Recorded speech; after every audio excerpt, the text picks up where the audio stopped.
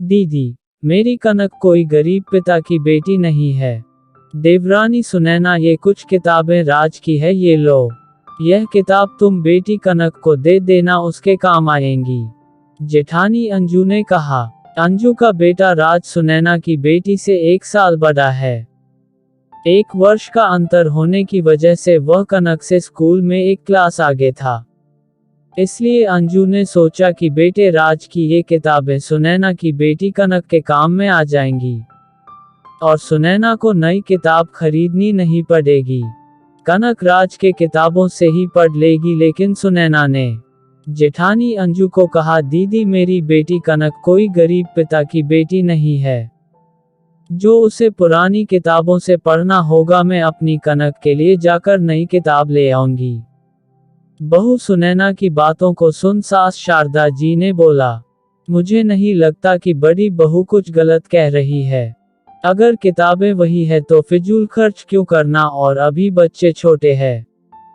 तुम उन्हें जैसी आदत डालोगी उनकी आदत वैसी ही बन जाएगी। एक बात और, समय हमेशा एक सा नहीं होता। हम लोग भी तो अपने जमाने में पुरानी किताबों को खरीद कर ही तो पढ़ते थे। शारदा जी ने सुनैना को समझाते हुए कहा, लेकिन मम्मी जी, उस जमाने की बात कुछ और थी, लेकिन अब समय बदल गया है। अब बच्चे नई किताबों से पढ़कर ही खुश रहते हैं। और किताबों में कितने पैसे खर्च हो जाएंगे, और फिर ऐसे तो हर साल। मेरी बेटी को पुरानी किताबों से ही पढ़ना होगा और कभी नई किताबों से पढ़ ही नहीं सकेगी मेरी बेटी कनक। सुनैना थोड़ा चिढ़कर बोली। सुनैना की बातों को सुनकर सब लोग हैरान थे और सोचने लगे कि राज और कनक एक ही घर के दोनों बच्चे हैं, और अभी तक किसी ने भेदभाव की नजरों से भी नहीं देखा। कनक भी कभी कभी राज के किताबों को लेकर पने बैठ जाती, लेकिन राज ने भी कभी कुछ नहीं कहा, और ना ही अंजू ने कभी ऐतराज किया। राज तो कनक को पढ़ा भी देता था, लेकिन सुनैना के मन में इस तरह की नाराजगी किसी ने कभी सोचा ना था कि सुनैना के अंदर इस तरह का की भावना जन्म लेगी। सुनैना, ये क्या कह रही हो तुम? राजू इस घर का बड़ा बच्चा है, और कनक उसकी छोटी बहन ही तो है। और ऐसा अक्सर होता है कि छोटी बहन बड़े भाई के चीजों से काम चला लेते हैं। और 1 मिनट के लिए सोचो कि राज तुम्हारी जेठानी का नहीं, तुम्हारा बेटा होता, तो तुम क्या यही सोचती? तब तुम बड़े बच्चे की किताबें छोटे को देती। सुनैना के पति कुलदीप ने भी समझाया, मैं कुछ नहीं जानती, मेरी बेटी पुरानी किताबों से नहीं पढ़ेगी बस। सुनैना को कुछ नहीं समझ आया तो उसने अपना फैसला सुना दिया।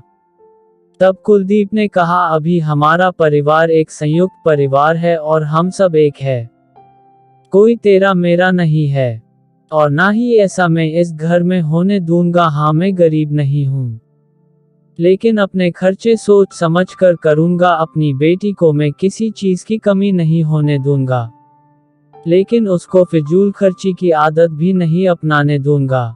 और अब कनक राज के ही किताबों से पढ़ेगी, ये मेरा अंतिम फैसला है। कुलदीप कहकर वहां से चला गया। सुनैना कुलदीप को देखती ही रह गई।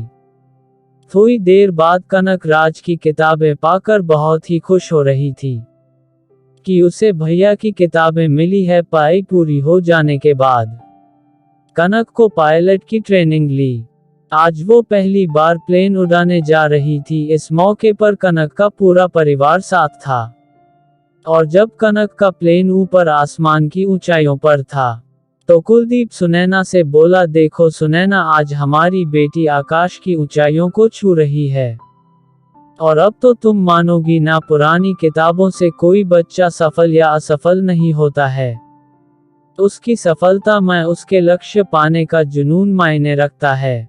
सुनैना को अपनी गलती का एहसास हो रहा था, और सोचने लगी कि मैं बेकार में ही भाई बहन के बीच में आ रही थी। खुशी के इस माहौल में राज ने कनक के लिए एक यादगार पार्टी रखी थी, क्योंकि वह अपनी बहन से इतना ज्यादा प्यार जो करता था। आज की कहानी में बस इतना ही। कल फिर मिलते हैं एक और नई कहानी के साथ। कहानी सुनने के लिए धन्यवाद।